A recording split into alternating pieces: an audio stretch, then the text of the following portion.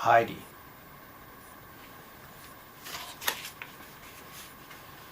On top of a mountain in the Swiss Alps, Heidi lived with her grandfather. Their home was a hut overlooking the valley, and behind it stood 3 old fir trees. Heidi loved to hear the wind rushing and roaring in their long, thick branches.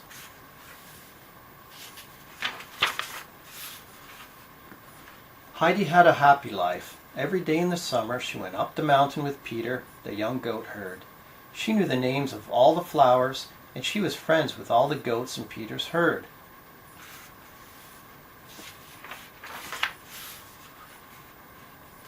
In the wintertime, Heidi stayed inside at home with grandfather and watched him carve round wooden spoons or hammer together chairs or tables.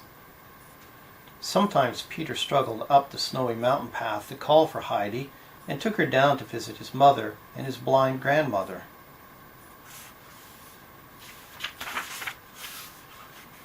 One day, Heidi's aunt came to take her to school, so off went Heidi to Frankfurt, far away. Heidi soon made friends in Frankfurt.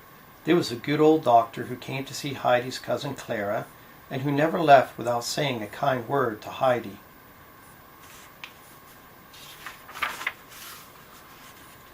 There was Clara's grandmother, who taught Heidi to read. And of course there was Clara herself, pretty and sweet, but so pale and frail, unable to walk or stand.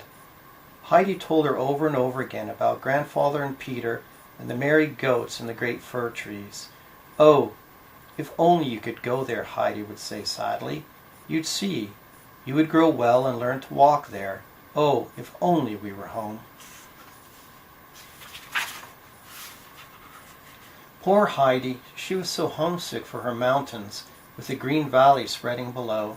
Here in Frankfurt, even from the golden steeple of the church which she visited one day, as far as her eyes reached, she could only see the grey stone houses of the city.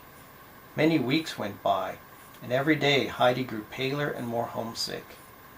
The kind old doctor who came to see Clara spoke gravely to Mr. Sessman, Clara's father. "Heidi has grown thin and pale with homesickness. You must send her home at once, or she will be very ill," he said. The very next day Heidi's bag was packed so she could go back to the mountains she loved. Heidi and Clara cried when they had to leave each other, but just wait, Heidi said. "You will come to visit us soon, and then you will see how beautiful it is, and you will get well and strong up in the mountains." And then it was not long before Heidi was running up the path she knew so well, up to grandfather's hut. Before grandfather had seen her coming, she had thrown her arms round his neck. "Grandfather," she cried, "Grandfather, I'm home and will never leave again." Heidi had to run out to see the goats, to hear the wind in the fir trees. She had to hurry down the mountain path to Peter's grandmother, who wept with joy to find that Heidi could read to her now.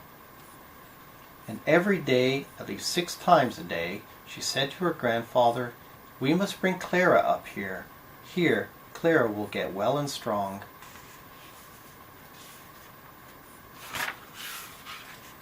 Heidi had her way at last, and one day a little procession wound up the mountain.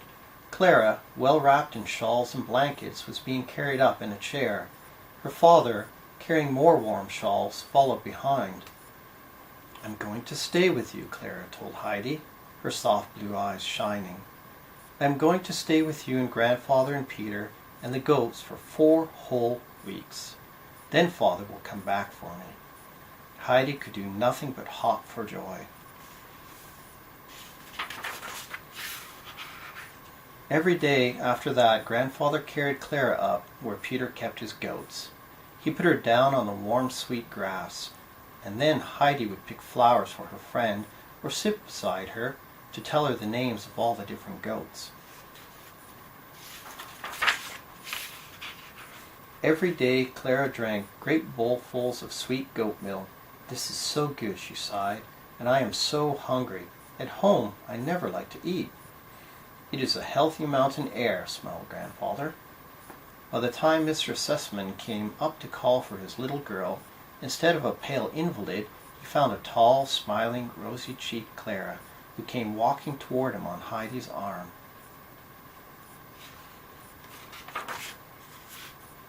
Mr. Sussman ran up and clasped her in his arms. "How is this possible?" he cried. "How is this possible?" And Heidi kept dancing around them both, singing happily. "I knew the mountains would make you well. I knew they would make you well."